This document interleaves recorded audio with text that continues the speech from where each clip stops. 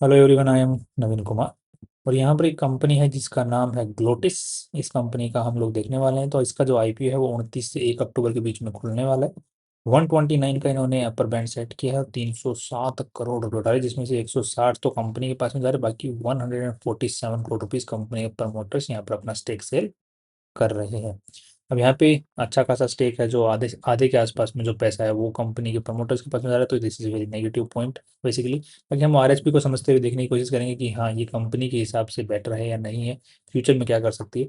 कई बार क्या होता है कि प्रमोटर्स को पैसों की जरूरत नहीं, बस लिस्ट करवाने के लिए खुद को थोड़ा बहुत पैसा जेब में डाल लेते हैं, बाकी कंपनी को लिस्ट कर देते हैं। तो कंपनी में काफ़ी दम भी होता है।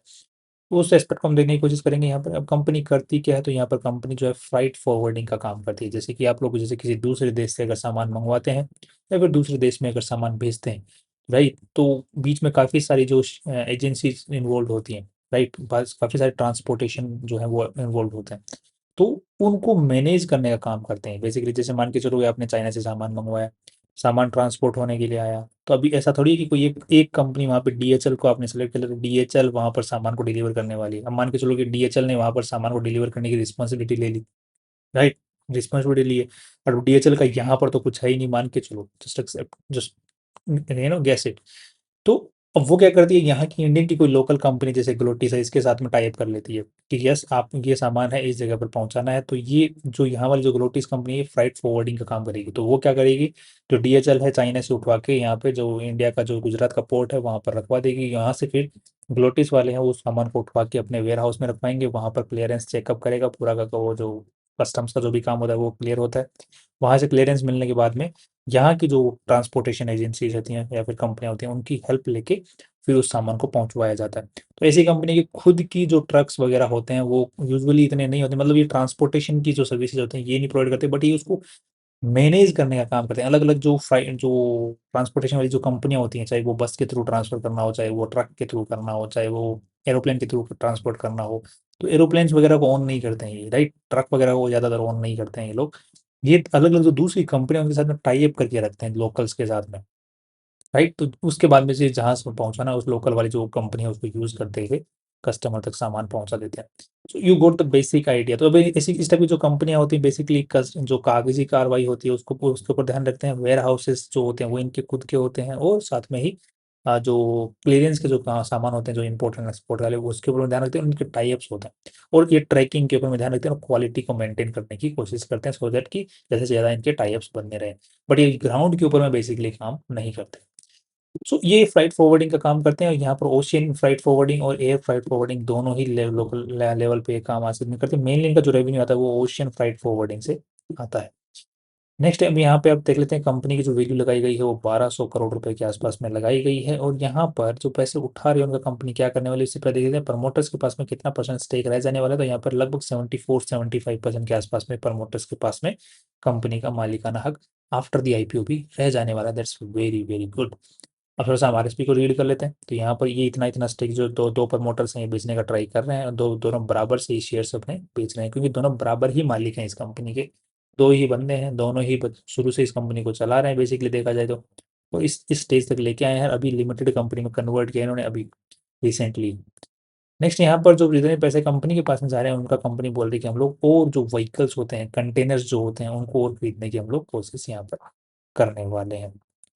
नेक्स्ट यहाँ पर ये जो राम कुमार सेंथिलवेल के, मैं नाम गलत पढ़ पा रहा हूँ, तो ये कंपनी को मेनली कंट्रोल कर रहे हैं। और दूसरे कुत्तप्पन कुत्तप्पन मणिकंदन, अच्छे नाम है। बस मेरा टंग ट्विस्ट थोड़ा ज़्यादा हो रहा है। नेक्स्ट यहाँ पर कंपनी पे कोई केसेस वगैरह आज के दिन खास देखने को नहीं मिल रहे हैं। दो यहाँ पर एक केस जो था पहले चल रहा था, जो कि जीएसटी डिपार्टमेंट ने इनको नोटिस दे दिया था 127 करोड़ रुपए जमा करने का, कि आपने जीएसटी पे कम की है, तो वो पहले पास्ट के अंदर में, तो अब पेनल्टी वगैरह जो है मिला मिलू के 127 करोड़ रुपए जमा करो। तो आप लोगों को इस टाइप की जो इन्फॉर्मेशन होती है, जो कि जिसको हम बोलते हैं बड़ा खर्चा आ सकता है फ्यूचर में, उस खर्चे को आप लोग यहाँ पर कंटिजेंट लाइबिलिटी में देख सकते हो। जैसे यहाँ पे देखने को मिल रहा है 127 करोड़ रुपए लास्ट ईयर तक तो यहाँ पर कंटिजेंट लाइबिलिटी में थे। दैट मीन्स कि खर्चा हो सकता है कंपनी का, बट इस साल नहीं है, बिकॉज जीएसटी डिपार्टमेंट ने अपनी गलती मानी और बाद में इनका जो जो जो जीएसटी जो बकाया था वो बहुत ही कम कर दिया, लगभग 10 लाख के आसपास में कर दिया। वो इन्होंने पे कर दिया और रफा दफा हो गया काम पूरा।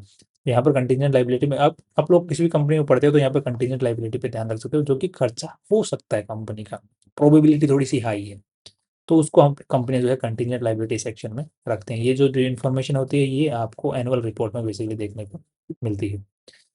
कंपनी की अगर शुरुआत की हम बात करें तो 2004 में खुली हुई कंपनी एज ए पार्टनरशिप खुली थी, और दो लोगों ने बन मिलकर यहाँ पर इन्हीं दो लोगों ने बन के इस कंपनी को शुरुआत से खोला हुआ और शुरुआत से ही चलती आ रही है। और अभी रिसेंटली आईपीओ से पैसा उठाने के लिए इन्होंने अपनी जो कंपनी है उसको लिमिटेड में कन्वर्ट करके और पार्टनरशिप फर्म को ऑक्यूपाई कर लिया और अभी पैसे उठा रहे हैं। दो कंपनी 2004 से चलती आ रही है और यही बंदे इसको मैनेज करते हुए भी आ रहे हैं। नेक्स्ट यहाँ पर ये माइलस्टोन्स इस कंपनी ने कब तक कौन सा अचीव किए हैं उनको आप लोग यहाँ पर रीड कर सकते हैं, और दोनों की इन्फॉर्मेशन भी आप लोग देख सकते हैं। दोनों की एज भी 47 ही है। तो एक्सपीरियंस जो है इनके पास में देखने को मिल रहा है वो भी काफ़ी अच्छा खासा एक्सपीरियंस, बिकॉज 2004 से चला रहे हैं तो एक्सपीरियंस सीधे 21 साल का तो यही हो गया। तो अच्छा खासा एक्सपीरियंस देखने को मिला। दूसरी चीज़, कंपनी ये जो है कंपनी चला रही है पार्टनरशिप फर्म के अंदर में। पार्टनरशिप फर्म का एक चीज़ होता है कि उसके अंदर में जो अगर लॉस होने का जो चांस होता है, यूजुअली प्राइवेट लिमिटेड कंपनियां क्यों खोलते हैं लोग, ताकि अगर कंपनी के अंदर में कोई बड़ा लॉस अगर फ्यूचर में हो जाता है तो उसकी भुगतान जो है पूरा का पूरा जो कंपनी में जितना पैसा लगा हुआ है वही कंपनी लूज कर सकते हैं। प्रमोटर्स पे कोई ज़्यादा आंच नहीं आती है। पर पार्टनरशिप फर्म के अंदर में अगर कंपनी पे कोई बड़ा खर्चा आ जाता है ना, जैसे जीएसटी का जो खर्चा आ गया या फिर किसी भी टाइप का बड़ा खर्चा, अगर कंपनी के पास में इतने पैसे नहीं है कि पे कर पाए, पार्टनरशिप फर्म पे कर पाए, तो जो कंपनी के पार्टनर्स हैं उनको पूरा पैसा पकड़ना चाहिए, उनके घर बिक जाते हैं। तो दोनों बंदे जो इस कंपनी को चला रहे हैं वो इतने कॉन्फिडेंस के साथ में इस कंपनी को चला रहे हैं और लेके यहाँ तक आए हैं, तो मुझे इन दोनों बंदों पे कॉन्फिडेंस यहाँ पर इस कंपनी के में देखने को ज्यादा मिल रहा है। और मुझे लग रहा है कि ये शायद पार्टनरशिप फर्म को कन्वर्ट भी नहीं करते, इनको पैसों की ज़्यादा ज़रूरत भी नहीं है, तभी तो ये कंपनी जो उतने ही शेयर जो है पब्लिक को दे रहे हैं। और मेनली जो है पैसा कंपनी को भी खास ज़रूरत है नहीं, फिर भी थोड़ा आईपीओ में लिस्ट कर कंपनी अगर स्टॉक मार्केट में लिस्ट हो जाएगी तो एक रेपुटेशन बनती है, जिसके बाद में एक बड़े ऑर्डर्स या फिर बड़े जो कंपनियां होती हैं इनके साथ में काम करने से कतराएंगी नहीं। तो रेवेन्यू जो है फ्यूचर में इंक्रीज हो सकता है, उसके लिए मुझे लग रहा है कि ये आईपीओ लेके आए। बेसिकली ये मेरा सिर्फ जो है अंडरस्टैंडिंग है, बाकी रीज़न कुछ भी और भी हो सकता है। आज के दिन जो कम दोनों भाई लोग दोनों ही जो पार्टनर्स हैं कंपनी के, जो प्रमोटर्स हैं, आज के दिन लगभग 10 लाख 10 मिलियंस के आसपास का जो सैलरी सालाना ले रहे हैं, 1 करोड़ के आसपास। नेक्स्ट यहाँ पर कंपनी का जो लोगो है वो आज के दिन रजिस्टर्ड नहीं है, बट एक्सेप्ट हो चुका है, दैट मीन्स की रजिस्टर्ड भी हो जाएगा। नेक्स्ट यहाँ पर जो कंपनी की जितनी भी प्रॉपर्टीज़ हैं, तो वेयर हाउसेज कंपनी के पास में मेनली प्रॉपर्टीज़ हैं, तो ब्रांच हो गया, रजिस्टर्ड ऑफिस हो गया, कॉर्पोरेट ऑफिस हो गया, वेयर हाउसेज ही कंपनी की प्रॉपर्टीज़ हैं, वो सब लीज पर है। बिकॉज कंपनी को अपने जो सामान है, कहाँ पे क्लाइंट का ज़्यादातर सामान आता है तो वहाँ पर वेयर हाउस खोलने की जरूरत पड़ती है, तो वहाँ पर बड़ा खर्चा ना करने बजाय किराए पे वेयर हाउसेज ले लेते हैं, क्योंकि सामान को रखवाना पड़ता है। तो that's very good thing, because इस टाइप की कंपनी में यही जरूरत होती है। अब यहाँ पे आप देख पा रहे हैं कि कंपनी का लेबर में कुछ भी यहाँ पर देखने को मिल रहा है, ज़्यादा कंपनी के एम्प्लॉइज लेबर सेक्टर में देखने को ही नहीं मिल रहा, बिकॉज कंपनी का लेबर्स के साथ कुछ काम ही नहीं है, क्योंकि ट्रांसपोर्टेशन सर्विस तो कंपनी दूसरी कंपनियों की यूज़ करती है, कंपनी तो सिर्फ ट्रैकिंग का काम करती है और जो कागजी कार्रवाई होती है उस पर ध्यान रखती है, वेयर हाउसेज में स्टोर रखने का काम करती है, जिसमें ज़्यादा पैसा, मतलब जो क्रीम क्रीम वाला जो पार्ट है वो कंपनी करती है। यहाँ पर आज के दिन 174 एम्प्लॉइज आज के दिन काम कर रहे हैं और कंपनी का ये इन इन जगहों से ज़्यादातर पैसा आ रहा है, राइट। नेक्स्ट यहाँ पर आपको देखने को मिलेगा कि कंपनी का जो मोस्टली पैसा आएगा वो ओशियन फ्राइट फॉरवर्डिंग से आता है, मीन्स की जो ओशियन के रूट से जो माल आता है इंडिया के अंदर में इंपोर्ट होता है, जिसको कंपनी जो है यहाँ से अपने वेयरहाउस में रखवा के फिर क्लाइंट के यहाँ पर डिलीवर करती है माल को, उस पर्टिकुलर तरीके से कंपनी का सबसे ज़्यादा आज के दिन पैसा आ रहा है। ऐसी ऐसे ही कंपनी का सबसे ज़्यादा पैसा आ रहा है, मीन्स इंडिया से कमाई कंपनी कमा रही है, बिकॉज इंपोर्ट से कमा रही है कंपनी पैसा, एक्सपोर्ट करके ज़्यादातर फ्लाइट फॉरवर्डिंग का जो काम होता है एक्सपोर्ट में भी होता है, और उससे ज़्यादा कंपनी पैसा आज के दिन नहीं कमा रही है, राइट। तो ये कंपनी का मेनली जो काम होता है, right, traceability, quality control, time management, optimal जो मल्टी मॉडल ऑप्टिमाइजेशन है कि कौन सा मॉडल सबसे ज़्यादा बेटर काम करेगा, प्रोडक्शन कॉस्ट कम से कम रहे। नेक्स्ट, अब जो रिन्यूएबल सेक्टर की जो कंपनियां वो इनसे सबसे ज़्यादा सामान आज के दिन मंगवा रही हैं इंडिया के अंदर में। इंपोर्ट जो है रिन्यूएबल सेक्टर से जो कंपनियां काम कर रही हैं, क्योंकि जो इंफ्रास्ट्रक्चर डेवलपमेंट रिन्यूएबल सेक्टर में अंदर में हो रहा है आज के दिन सबसे ज़्यादा हो रहा है, और उसी की जो कंपनी है वो सबसे ज़्यादा इंपोर्ट सामान कर रही है और उनको सबसे ज़्यादा कंपनी कैटर आज के दिन कर रही है, राइट। अब ये देख रहे हो यहाँ पे इंपोर्ट से ही कंपनी का सबसे ज़्यादा पे रेवेन्यू आ रहा है। टॉप 10 कस्टमर से कंपनी का 60% रेवेन्यू आ जा रहा है, दैट्स अगेन ओके। अब थोड़ा सा कंपनी के हम लोग आरएचपी के अंदर में पैसे को समझ लेते हैं कि कितना पैसा इस कंपनी में लगा हुआ है, तो लगभग 156 करोड़ रुपए इस कंपनी में लगे हुए हैं, राइट। और हर साल जो है पैसा जितना भी लगा हुआ है वो हर साल बढ़ता ही जा रहा है। दैट मीन्स की री इन्वेस्टमेंट कंपनी जो है एक्सपेंड कर ही जा रही है अपने आप को। साथ में ही कंपनी का ट्रेड रिसीवेबल्स भी बढ़ रहे हैं, बट ट्रेड रिसीवेबल्स जो बढ़ रहे हैं वो कंपनी के नेट प्रॉफिट्स के आसपास हैं, बट उससे कम है। That's again very good.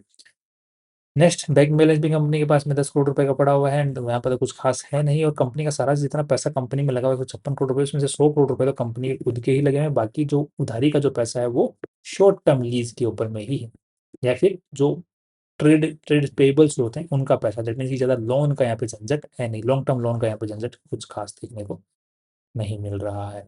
Company का जो रेवेन्यू है वो कंटिन्यूअसली यहाँ पर जो है बढ़ता ही जा रहा है। अब ये देख रहे हो कि यहाँ पर कंपनी का 47, 49 और यहाँ पर 94 हो गया, बिकॉज कंपनी ने यहाँ पर पिछले साल तक कैपिटल वर्क इन प्रोग्रेस चल रहा था यहाँ पर, और वो जो नया कैपिटल वर्क इन प्रोग्रेस है वो खत्म हो गया और कंपनी के जो और वेयर हाउसेज हैं वो ऑपरेशनल हो गए और काम ऑपरेशनल हो गए, जिसकी वजह से कंपनी का रेवेन्यू यहाँ पर बढ़ता हुआ नजर आया है। फ्यूचर में और एक्सपेंशन यहाँ पर एक्सपेक्ट कर सकते हैं हम लोग। नेक्स्ट यहाँ पर कंपनी का कैश फ्लो की अगर बात करते हैं तो कंपनी का cash flow, operating cash flow is positive over here, और यहाँ पर कुछ ज़्यादा खास पॉजिटिव नहीं है because of the trade receivable thing. But again नया काम वो मतलब एक्सपेंड इस तरह इतना तेजी से हो रहा है, स्टिल कंपनी ने अपने ट्रेड रिसीवेबल्स को अच्छे से मैनेज रखा हुआ है। That's great.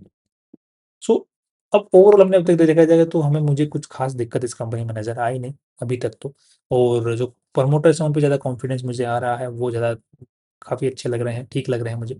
कंपनी जिस मॉडल पे काम कर रही है वो भी लुक्रेटिव लग रहा है, जिस सेक्टर में काम कर रही है वो भी लुक्रेटिव है, उसके फ्यूचर में बने रहने की उम्मीद है। और जिस टाइप का काम कर रही है वो क्रीमी लेयर के ऊपर में काम कर रही है, ग्राउंड पे ज़्यादा काम नहीं कर रही है। That's again okay. नेक्स्ट अभी हम इनको थोड़ा सा कंपेयर करके देख लेते हैं दूसरी कंपनियों के साथ में। जैसे यहाँ पर एल कार्गो लॉजिस्टिक्स है, दूसरा एक कंपनी है ट्रांसपोर्ट कॉर्पोरेशन ऑफ इंडिया। इनका अगर हम लोग पी रेशियो चेक करते हैं तो इसका 21 का है और इसका भी लास्ट ईयर तक 21, 31 के 30 के आसपास का था। राइट। तो इनके साथ अगर कंपेयर करते हैं तो कंपनी ने लेटेस्ट कमाई की 56 करोड़। 56 करोड़ के साथ में अगर हम लोग 1100-1200 करोड़ रुपए का आसपास चेक करते हैं तो यहाँ पर लगभग 21-22 का पी रेशियो देखने को मिलता है, जिसको अगर हम लोग कंपेयर करते हैं इनके साथ में तो इनके कंपनी ने अपनी जो वैल्यू लगाई है वो लगभग वहीं पर लगाई है। Right. But the point is company में ग्रोथ अच्छी है, नेट प्रॉफिट अच्छे हैं। राइट। तो ग्रोथ और नेट प्रॉफिट्स को देखते हुए यहाँ पर हम लोग इसको थोड़ी सी मार्केट ज़्यादा वैल्यू दे सकता है। दूसरी चीज़, कंपनी के अंदर में दूसरी जो कंपनी इसी सेक्टर में काम कर रही है उनका जो पी रेशियो है, मार्केट ने उनको पी रेशियो दे रखा है 63 का, 48 का पी रेशियो भी दे रखा है, 54 का पी रेशियो भी दे रखा है। इसने 22 के पी रेशियो के ऊपर यहाँ पे लेके आ रही है, तो यहाँ पर मुझे यहाँ पर थोड़ी सी क्रीम जो है वो नजर आ रही है। फ्यूचर प्रोस्पेक्ट ठीक लग रहा है, दिख रहा है, तो मुझे लॉन्ग टर्म का कॉन्फिडेंस इसमें आ रहा है। लिस्टिंग का अभी जो मार्केट की हालत है कि बहुत सारे आईपीओस खोल रहे हैं तो लिस्टिंग गेन की ज़्यादा उम्मीदें बन नहीं रही हैं, बट स्टिल उसके बाद में शॉर्ट टर्म गेन और लॉन्ग टर्म गेन है उसकी थोड़ी उम्मीद मुझे नजर आ रही है based on the aspects we just discussed. बाकी मैं कुछ ये नहीं कह रहा हूँ कि मैंने जो बोल दिया तो होगा ही, नहीं, कोई पॉसिबिलिटी नहीं है, नीचे भी जा सकता है, डूब भी सकता है पैसा। तो फाइनली जो एडवाइस लेनी है वो अपने फाइनेंशियल एडवाइजर से लेनी है आपको। वो अगर हाँ बोलते हैं तो ही आपको आगे अपना पैसा लगाने के बारे में सोचना है। तो हमने सिर्फ पॉजिटिव्स एंड नेगेटिव्स इस कंपनी के डिस्कस किए और उसी के हिसाब से हमने एक व्यू बनाने का कोशिश किया है। That's all from my side. कल फिर मिलते हैं वीडियो से। Finally see you.